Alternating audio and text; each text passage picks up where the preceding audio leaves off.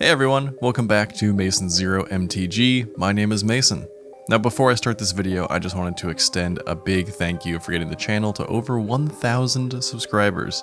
This channel has been really fun to work on and make content for a while now, and I'm happy to see that more people are coming in and enjoying the content. So today I want to talk about how I built and designed my Graveyard Cube, which is my latest cube project. I've been really starting to enjoy making more themed cubes, and this is probably my favorite one yet, so I hope you enjoy the design journey here. So once I'd pretty much settled in on my regular cube, my pauper cube, and my two-headed giant cube, I of course had another idea for a cube. And it came into my mind because I absolutely love those uncommon multicolored draft signpost cards. Unfortunately, they're often only good in limited and often don't see play elsewhere. Thus, I created the Uncommons cube, which was centered around those underloved signposts. And the rest of the cube was filled out with other uncommons because I figured it would be fun to rarity restrict it, just like my pauper cube. And often it is those uncommons that kind of fall by the wayside compared to more powerful and splashy rares and more simple and straightforward commons. It was a place to celebrate that awkward middle child of the rarities. The only problem though, I didn't really like the draft experience as much as I'd hoped.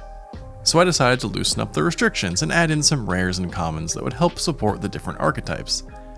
But even with that, I didn't end up liking it. So I unfortunately took apart the Uncommons cube, but then I cannibalized it into something that I've been enjoying much more, and that is my Graveyard Cube. No matter what colors you choose to draft, the graveyard matters in some way. So let's get into the nuts and bolts of making this cube. Why did I make it in the first place? So other than the failure of the Uncommons cube, what inspired me to create the Graveyard Cube was simple actually. Whenever I play a game of Magic the Gathering, and I don't have anything to play from my hand, I am always looking in my graveyard, just in case I have some forgotten card with flashback or some other graveyard mechanic. And 9 times out of 10, there aren't any there. But this cube, there most likely will be, and that's the kind of gameplay experience that I want when I'm playing this. My goals in designing this cube were to create an environment where every draftable theme is similar enough that you'd want to draft the majority of cards in your colors in any given pack. But at the same time, I don't want 5-color piles to be too encouraged. Ideally, most cards are playable, but you'll still want to stick to a 2-color deck, or maybe splashing a third. And I think I've succeeded in this goal by sprinkling mechanics like delirium and threshold across colors, which have similar goals, and augmenting this with sacrifice, madness, cycling, and self-mill, which all support themes like that. So for example, a deck with delirium cards will happily play cards that cycle or sacrifice. I didn't want too many parasitic mechanics, and I think by creating an overarching focus on the graveyard in all colors, I've accomplished my goals. And as far as the risk of 5-color piles, I think that the archetypes are defined enough and there's minimal enough fixing that I'm not too worried about that happening. I think you are more incentivized to stick to a plan. Speaking of which, here are the 2-color combinations and why you might want to draft them. White-blue. Azorius is not known for its graveyard synergies, so when drafting this color combination there will be a fair number of bounce spells so that you can take advantage of Enter's effects. But thanks to the Disturb mechanic from the most recent Innistrad set, that is a sub-theme in these colors. That's not too much of a theme though, but these cards do get cast from your graveyard, which can synergize with some other cards. This is probably the worst defined color pair in the cube, but it doesn't mean that it's bad. You'll find some tokens, some control, some reanimation, and of course white has most of the board wipes and a lot of removal, so expect to draft something akin to a control deck. The signpost card here is probably Dorothea, Vengeful Victim. Blue-black. Dimir is definitely a graveyard color pair, and it has a few related themes going on.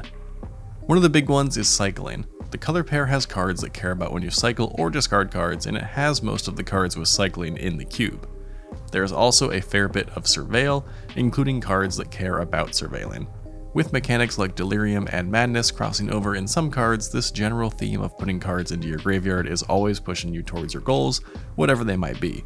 The signpost card here is probably Disinformation Campaign, but that kind of depends on what exact theme you're drafting here. Black-red. Sacrifice is the name of the game for Rakdos, to absolutely nobody's surprise. This color combination is one of the strongest in the cube because there are some seriously powerful payoffs for when things die, and the life loss from them can really add up. While there are some cards that push you to win with combat damage, it's easy to win with just a bunch of death triggers. There's also a lot of reanimation available here, so your sacrifice fodder can return to be sacrificed again. The signpost card is one of my personal favorites, Mayhem Devil. Red-green.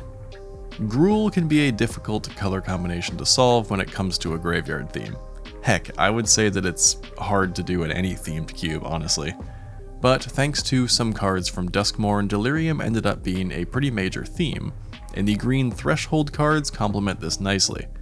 You'll also find a little bit of madness in this color combination, but it's less of a theme with distinct payoffs, and more a natural pair with other cards that allow you to discard. The signpost card here is Wildfire Wickerfolk. Green-white. Selesnya is another color combination that ordinarily would be difficult to find a graveyard-themed archetype for, but thankfully there was a Threshold theme in a set many years ago. Threshold cares about there being 7 cards in your graveyard, so this archetype includes plenty of ways to fill it. So there's a fair bit of green self-mill, but also some clever ways to get different card types into the graveyard to support Delirium. You'll find some weird white artifacts and enchantments that can sacrifice themselves, for example.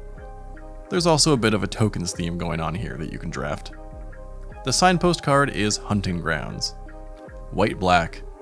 Orzhov is mostly about reanimation, so you'll find plenty of creatures that can bring themselves back from the graveyard and spells that can bring them back as well.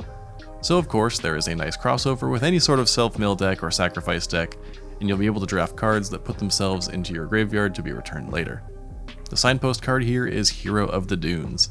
Blue-red. Of course Izzet has to be spellcasting, but naturally it has a graveyard twist here. Flashback is a major theme in this color pair, allowing you to double up on a lot of your spells. You'll be drawing a lot of cards, which can be used alongside the blue-based cycling theme to fuel your hand with cycling cards. You'll also find some ways to get spells back from the graveyard. The signpost card here is Enigma Drake. Black-green. Golgari is the most graveyard of all graveyard color pairs in Magic, so it comes together pretty nicely in this cube. You'll find plenty of self-mill, reanimation, flashback, and other ways to either reuse cards in your graveyard or use your graveyard as a resource. Delirium and Threshold can both be found here, so there are plenty of reasons to fill your graveyard. The signpost card here is Grim Flayer, although ironically there isn't really one super clear signpost or theme for this color pair, as it kind of just has its tendrils in anything black or green. Red-white. Boros has historically not been super concerned with the graveyard outside of Lorehold in Strixhaven, but you can still make it happen in this cube. There's definitely a fair bit of aggro going on here, and you can use the reckless attacks of red with the reanimation of white so that you can attack in and then get your dead creatures back. This is also definitely the artifact synergy color combination in this cube. The signpost card here is Quintorius Loremaster. Green-blue. Simic is always the color of generic value, but I'm happy to say that in this cube, Simic actually has a theme. In fact, I would say that there's a few themes. There's lands in the graveyard, and there's an overall self-mill theme going on. But this color pair is going to make good use of mechanics like flashback, and coincide with the green themes that care about cards in the graveyard and the blue themes of cycling, as well as a bit of synergy with cards leaving the graveyard, through mechanics like flashback and delve. And that's most clear in the signpost card of this theme, which is Kishla Skimmer. Beyond those primary themes, you'll find a couple other random synergies. For example, there is a bit of a deserts theme, running the cycling lands to go along with the cycling and discard theme that is throughout the cube, along with some cards that care about deserts, such as Lazotep Quarry, which also synergizes well with sacrifice themes, and Sand Scout, which is a desert-specific version of those white catch-up ramp cards.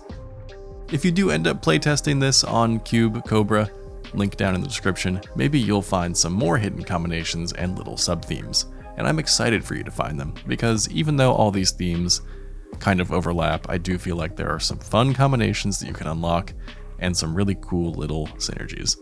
So this description should give you a pretty good idea of what this graveyard cube is all about. I've been having a ton of fun with it, and despite all of the decks caring about the graveyard in some way, every deck actually feels pretty unique and utilizes the graveyard in a slightly different way. I do have some ongoing concerns that are going to be the subject of some design changes, such as that Rakdos Sacrifice might just be too good, but the cube seems to have pretty good bones so far. But let me know what you think. The Cube Cobra link is in the description below, so tell me in the comments if you see any warning signs, or have ideas for more cards to add based on the power level that I've selected. Thanks for watching this video, and thanks in advance for your helpful comments. And then one last thank you for helping the channel get to 1,000 subscribers. I'm hoping that we keep going, and hey, maybe I'll be able to monetize this channel sometime in the future, which would be super cool, because as always, I have plenty more content that I would like to make.